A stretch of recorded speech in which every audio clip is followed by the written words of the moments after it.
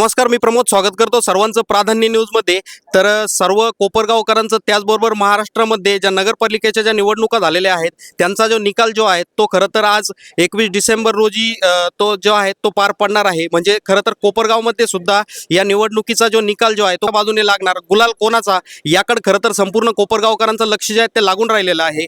तर आज 21 डिसेंबर रोजी कोपरगावमधील सेवानिकेतन स्कूलमध्ये याचा जो संपूर्णपणे जो निकाल जो आहे तो संपूर्णपणे पार पडणार आहे। दुपारी 2 वाजेच्या आसपास जे हे जे सर्व चित्र जे आहेत ते खरं तर स्पष्ट होणार आहेत। आणि आपण जर खरं तर या ठिकाणी जर बघितलं तर संपूर्णपणे सेवानिकेतनच्या ज्या स्कूलच्या गेटच्या बाहेर संपूर्णपणे इथे जे पोलीस कर्मचारी असेल, पोलीस अधिकारी असेल, त्यांचा या ठिकाणी जो कडेकोट जो पोलीस बंदोबस्त जो आहे तो या ठिकाणी आपल्याला बघायला जो आहे तो दिसून येत आहे। आणि 127 जे आहेत ते उमेदवार खरं तर निवडणुकीच्या रिंगणामध्ये उतरलेले आहेत। आणि खरं तर त्यांचं भवितव्य जे आहे ते खरं तर काल 20 डिसेंबर रोजी संध्याकाळी जे 5:30 ते 6 वाजेपर्यंत त्यांचं भवितव्य जे आहे ते खरं तर ईव्हीएम मशीनमध्ये बंद झालेलं आहे।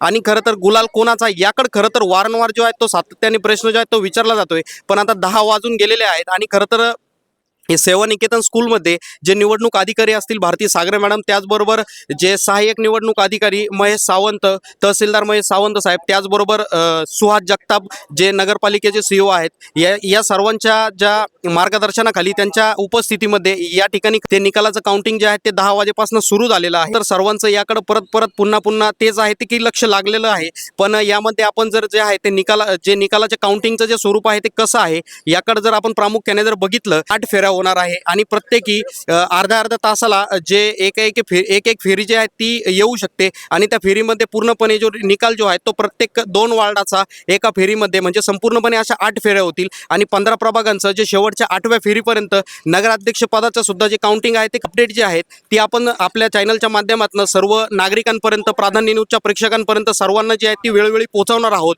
आणि लवकरात लवकर याचं संपूर्णपणे स्वरूप जे आहे ते आपल्या मार्फत जे आहे ते लवकरात लवकर दाखवण्यात येईल। रिपोर्ट प्रमोद पवारसह कॅमेरामन शिवकुमार इंगळे, प्राधान्य न्यूज, कोपरगाव।